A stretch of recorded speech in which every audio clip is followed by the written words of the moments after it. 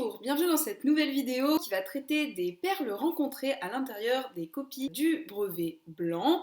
Donc j'ai fait une sélection assez intéressante de ce que j'ai pu trouver, constater, voir, lire à l'intérieur des copies que j'ai corrigées ce matin. Nos élèves de 3e devaient donc passer les écrits du DNB juste avant les mesures de confinement du gouvernement, si c'est pas quand même exceptionnel. Je suis sûre qu'ils étaient ravis de constater qu'ils allaient être confinés après le DNB. La bonne nouvelle, c'est qu'ils ont pu s'entraîner et se préparer en passant l'examen, puisque nous avions été obligés de supprimer le premier à cause du second confinement, et donc du coup cette fois-ci nous avons enfin pu le réaliser. Pour ma part, je me suis occupée de faire le sujet des 3e générales et j'étais ensuite en charge du secrétariat d'examen. Ce sont les personnes qui s'occupent de la réception des copies une fois que tout le monde a passé les épreuves. Donc les différents surveillants et professeurs vont rapporter les copies au secrétariat dans lequel nous on va s'occuper de les ranger, classer, compter, dispatcher pour que chacun puisse ensuite avoir son petit paquet à corriger. Et c'est donc ainsi que je suis partie du collège armée de ma super pochette pour pouvoir aller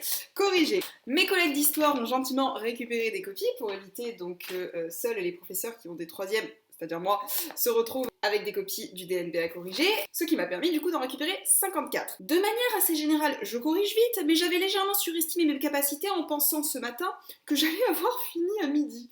Non, en fait à midi j'avais fait 25 copies. Ce qui est déjà pas mal, parce que ça veut dire qu'il m'en reste un tout petit peu plus de 25, mais qu'avec un peu de chance, demain je pourrais l'avoir terminé. Alors, il n'y a rien d'obligatoire, puisque nous sommes censés le rendre au retour du collège le 3 mai, mais j'aime bien quand c'est fini. Et j'avais envie de découvrir et de voir si mes élèves avaient bien réussi grâce aux merveilleux enseignements que je leur avais prodigués. Alors, soit c'est moi qui ai pas bien fait mon travail parfois, soit c'est eux qui ont pas bien révisé. Allez, on va dire que c'est un peu des deux, comme ça on va partager les fautes. J'ai quand même eu de très bons résultats, je suis quand même globalement assez contente, mais certaines choses m'ont fait parfois beaucoup rire. Voilà, d'où mon partage. Donc, vous êtes prêts?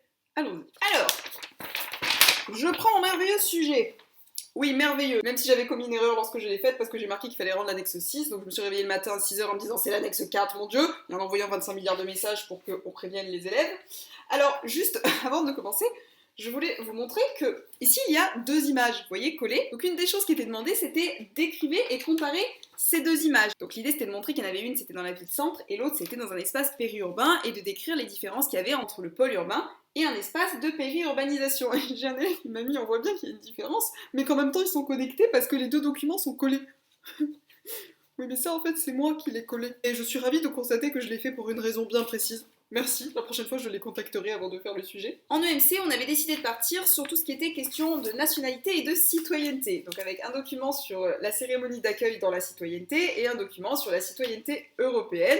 Et donc, question classique de cours, en gros, il fallait que les élèves me donnent les 4 conditions d'accès à la nationalité française. Et donc à la citoyenneté qui conférait avec la nationalité. Donc pour obtenir à la nationalité française, il y a 4 conditions. Le droit du sang, si l'un de vos parents est de nationalité française. Le don du territoire.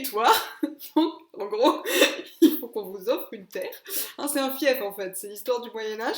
On a prêté serment à son seigneur et c'est un vassal. Et le don de la République. C'est quoi? Après, j'ai des élèves, ils ont toujours pas compris qu'en fait, les aires urbaines, il y a des couleurs à respecter. C'est un dégradé de couleurs en fait. On prend la couleur forte, la ville-centre en rouge, et on fait un dégradé. Orange, jaune, vert, espace rural. Non, j'en ai, ils me font des arcs-en-ciel. C'est joli les arcs-en-ciel, mais c'est pas de la géo, ça c'est de l'art plastique. Et j'ai eu la très mauvaise idée de faire un tableau de dates, vous voyez? Un tableau avec des dates à mettre ou des événements.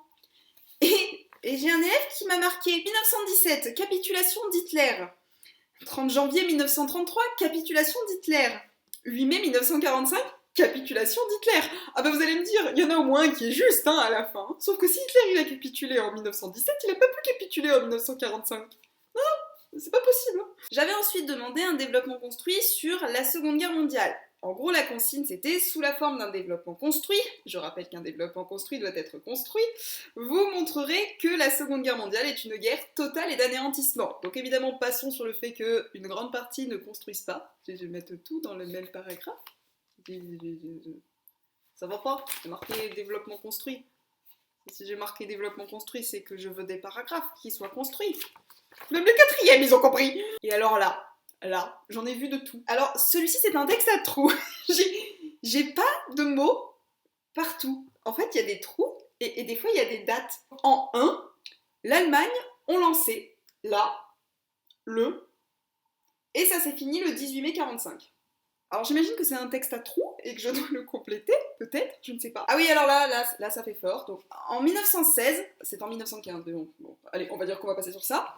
L'Empire ottoman a exterminé les Arméniens. Il voulait les tuer depuis longtemps, mais il a laissé un dessert et ils sont morts de déshydratation. D'accord. Alors je pense qu'il voulait dire qu'ils étaient morts dans le désert et non pas dans le dessert.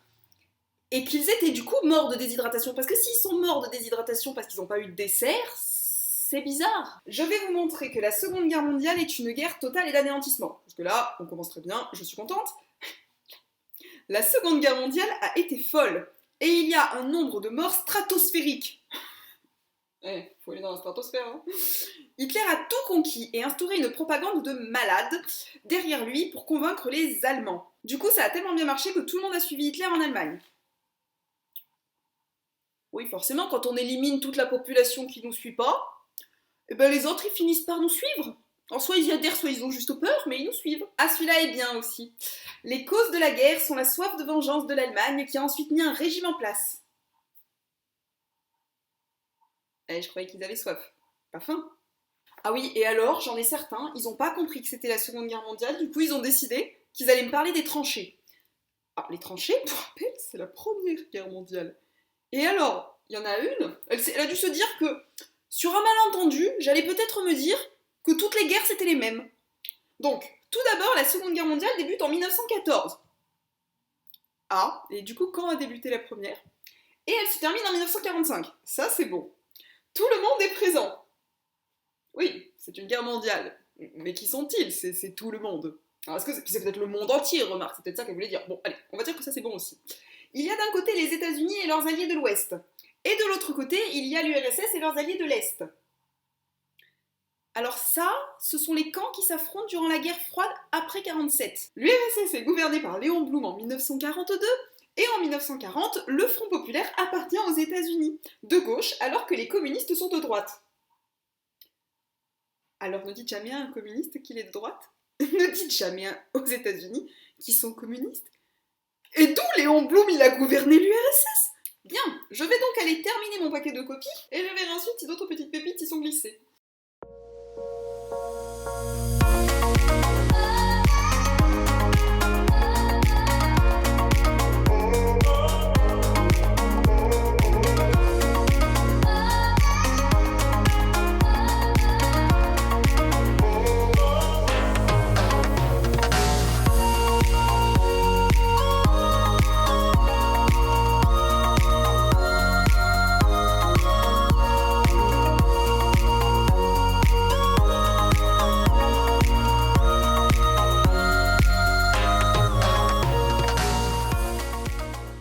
Allez, encore quelques-unes pour la fin.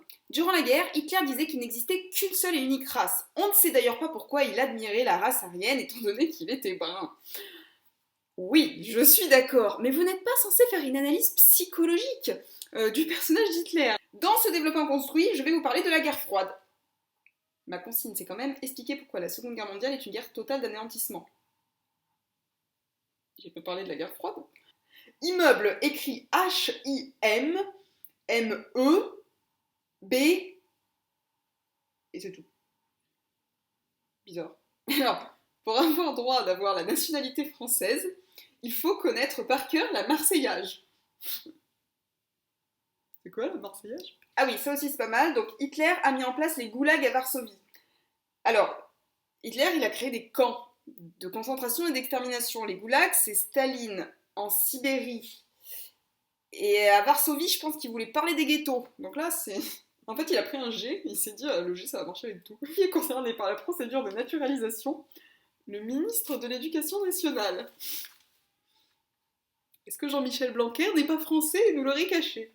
Je vous en ai gardé un dernier pour la fin. La Seconde Guerre mondiale est une guerre mondiale car elle est mondiale et qu'elle a été déclenchée par un grand mégalomane qui voulait tout contrôler. Mais c'est aussi une guerre d'anéantissement car il voulait tout détruire pour pouvoir contrôler le monde et ensuite tout reconstruire pour pouvoir avoir le contrôle de la puissance.